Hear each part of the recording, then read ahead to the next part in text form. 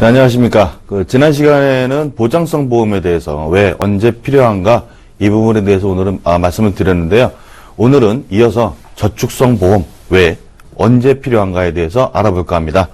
자, 보시는 것처럼 저축성 보험 왜, 언제 필요한가. 많은 분들이 저축성 보험 대표적인 상품으로는 연금 상품이 있겠고요.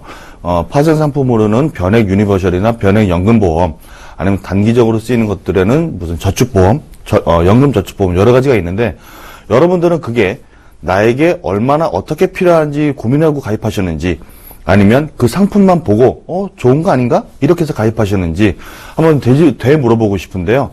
많은 분들이 이 상품 어때?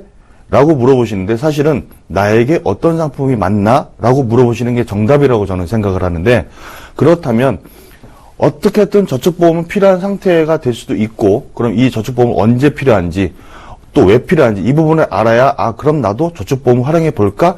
라는 생각을 하실 것 같아서 오늘은 이 부분에 대해서 좀 말씀을 드릴까 합니다. 자, 저축보험 왜 필요할까요? 많은 분들이 상품만 보고 가입하시는데, 저축보험의 필요성을 먼저 알고 거기에 적합한 상품인지를 판단하고 나서 가입하시는 게 중요한데요. 첫 번째, 저축보험이 필요한 이유는 지금 현재 시장 상황인 저금리 때문에 그렇습니다. 저희가 몇 번 방송에서도 말씀을 드렸는데, 보험사에서 취급하는 저축성 보험의 특징이 항상 은행, 적금 또는 예금의 금리보다 1에서 1.5% 정도 더 높은 금리를 드리죠. 또한 은행에서 취급하지 않는 복리를 적용시켜 드립니다. 다만 사업비라는 구조가 있기 때문에 짧게 2, 3년 안에 큰 수익을 바라볼 수는 없지만 5년에서 7년 이상의 중장기 상품이라고 그러면 지금 말씀드린 저금리의 대안으로 적합하다. 주의하실 건 단기 1년, 2년, 3년 안에는 은행의 예적금과 크게 차이가 없다. 이 부분만 고려해 주셨으면 좋겠고요. 두 번째는 수익률 관리가 된다는 겁니다.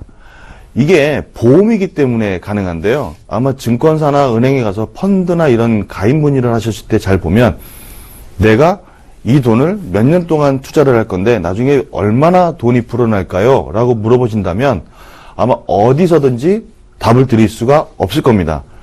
투자는 예측을 하는 것이지 목표에서 달성에 딱 이 정도 됩니다라고 확정을 지을 수가 없어요. 원금 손실의 위험도 당연히 있고요. 그런데 보험은 중장기적으로 미래의 비전이고, 또한 단순 저축이 아니라 모든 저축성이든 어떤 연금이든 변액 유니버셜이든 뭐든 사망보장이 일부 달려 있습니다. 그래서 반드시 받아야 될 금액이기 때문에 이 정도 수익이 나면 내가 미래에 얼마를 받을 수 있는지 예측을 할 수가 있어야 되죠. 그러다 보니 투자 상품 중에 유일하게 변액 유니버셜이나 변액 연금보험 같은 경우는 몇 퍼센트 수익이 나면 얼마 정도 받을 수 있습니다라고 가입 설계서를 통해서 보여드릴 수가 있습니다.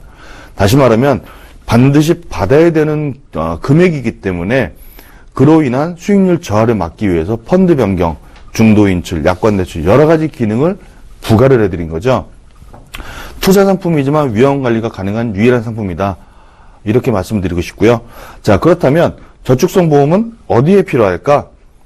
많은 분들이 저축성 보험을 쓰시는 이유는 가입하시고 활용하시는 이유겠죠. 첫 번째가 바로 노후 자금입니다. 대표적인 상품이 연금 보험이 되겠죠. 물론 연금 저축 보험도 있고요. 변액 유니버셜 보험, 변액 연금 다 있지만 아주 기본적인 대표적인 상품은 연금 보험이 될 겁니다. 아까 말씀드린 대로 복리, 또 은행보다 높은 금리를 활용하고요.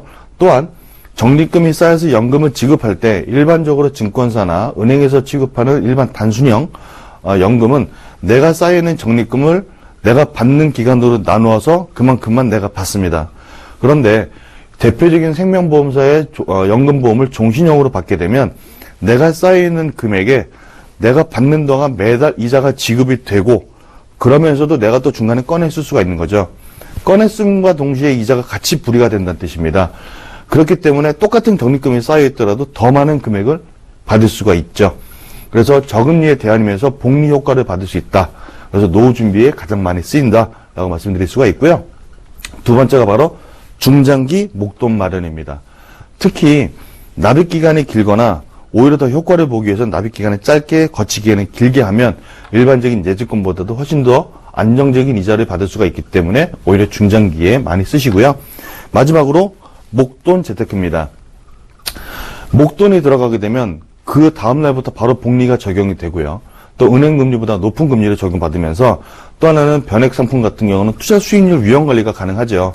저희가 몇 번 방송에서 말씀드렸는데 지금 변액 펀드가 주식에 들어있다 그러면 절대로 안 되는 시기입니다. 몇 달 전부터 저희가 계속 말씀을 드렸는데 지금은 채권에 들어가서 수익을 바라보는 시기가 아니라 지금은 마이너스 날 수 있는 위험 요소를 회피할 수 있는 기간입니다. 그럼에도 불구하고 펀드 변경을 안 했다 그러면 문제가 되고요. 만약에 펀드 변경을 해서 지금 저런 주가가 폭락하는 시기에 잘 맞고 계신다 그러면 아주 수익률 관리 잘할 수 있는, 그래서 특히나 적립식이 아닌 목돈이 들어갔을 경우에는 오히려 훨씬 더 위험 관리를 통해서 더 많은 수익을 바라볼 수가 있다. 이런 말씀을 드릴 수가 있겠네요. 자, 그렇다면 저축성 보험의 대표적인 상품이죠. 연금보험. 얼마나 필요할까?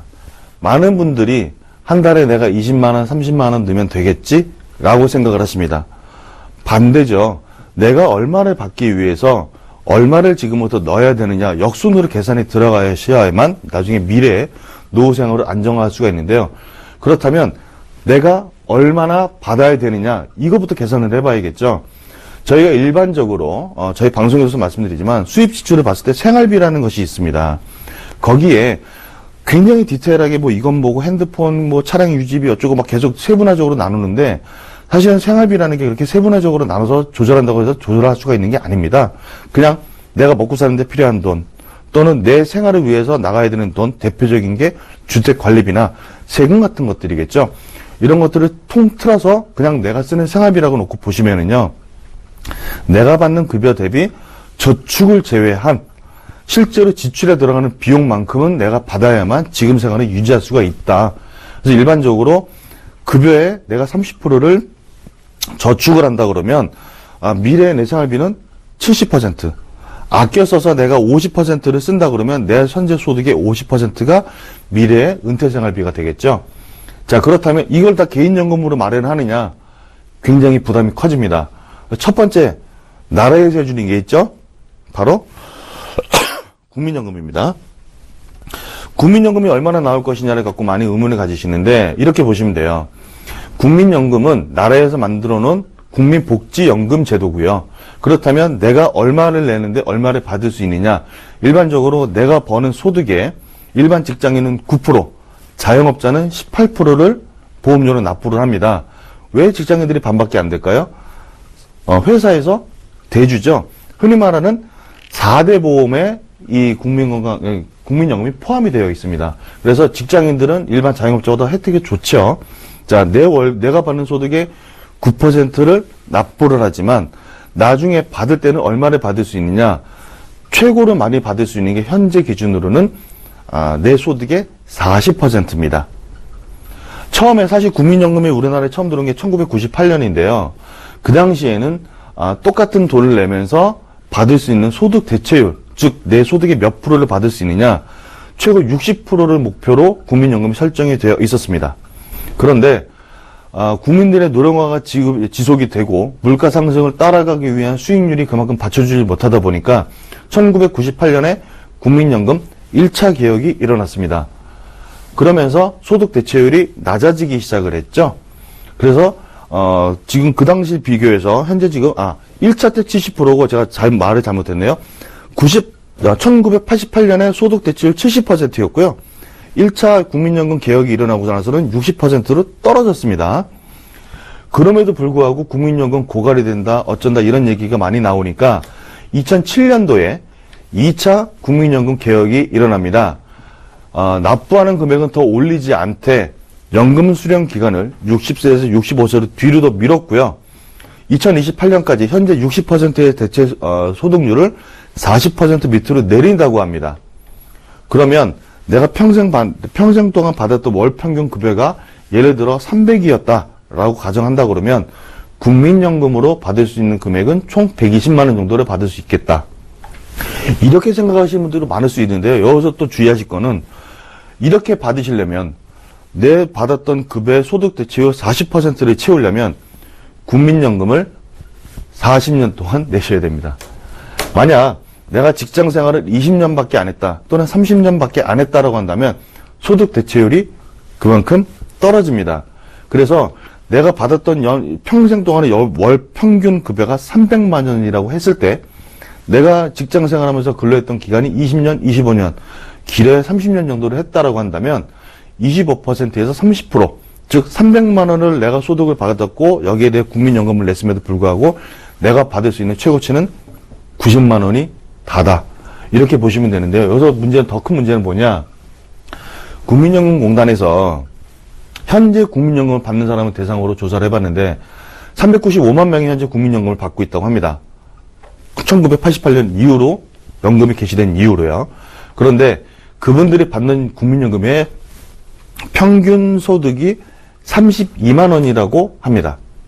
그런데 우리나라의 지금 기본 최저생활비가 61만 원이에요. 그렇다면 국민연금으로 받아도 우리나라 사람들이 살아야 될 최저생계비 61만 원보다도 절반 수준도 못 미치는 금액을 받는 거죠. 그러다 보니 국민연금 하나만 갖고는 답이 안 나온다. 그래서 강제적으로 요즘에 뭘 실시하죠? 바로 퇴직연금을 실시합니다. 예전에는 내가 받았던 급여를 정산을 해서 회사를 그만둘 때 대부분 퇴직금을 일시불로 주고 끝내는데 그렇게 되다 보면 노후가 불안하다. 그래서 강제로 퇴직연금을 열었죠. 현재 이 퇴직연금은 소득 대체율이 15%입니다. 이것도 수익이 정상적으로 났을 때입니다. 수익이 안 나면 현재 10%에서 많게는 20%까지 볼 수 있다라고 가정을 하고 있는데요. 나라에서 발표한 것은 국민연금 40% 소득 대체, 퇴직연금 15%, 합해서 55% 정도면 먹고 사는데 문제가 없지 않겠느냐라고 얘기를 하시는데요. 최대치입니다. 40년 동안 국민연금 내야 40% 받을 수 있어요. 지금 기준입니다. 그런데 만약에 수익률이 떨어지거나 또는 국민연금이 부족하게 되면 당연히 받는 금액은 더 떨어지겠죠. 이 부족한 부분을 메꾸는 게 바로 개인연금입니다. 그렇다면 내가 얼마를 받고 얼마가 부족하고 이 계산이 나오겠죠. 그걸 갖고 내가 얼마가 필요한지, 그러려면 지금부터 얼마를 납부해야 되고, 납부할 금액이 부족하다 그러면 수익률을 올릴 수 있는 변액상품으로 좀 더 공격적으로 움직여야 되는 그런 기준을 갖고 봤을 때 내가 연금보험으로 가져갈 것이냐, 변액상품으로 가져갈 것이냐, 또는 변액 유니버셜로 가져갈 것이냐. 저축성 보험 상품으로 보지 마시고 이런 식으로 내가 어떤 상품에 어떻게 필요한지를 판단하시고 나서 상품을 고르는 것, 그게 가장 중요하고 나중에도 후회가 없다. 이런 말씀을 꼭 드리고 싶고요. 저축보험 한번 가입하고 끝까지 가시면 좋겠지만 중간에 해지하면 큰 손해를 볼 수 있으니까요. 가능하면 신중을 기해서 가입하시고 꾸준히 유지해 주셨으면 좋겠습니다. 이상으로 마치겠습니다.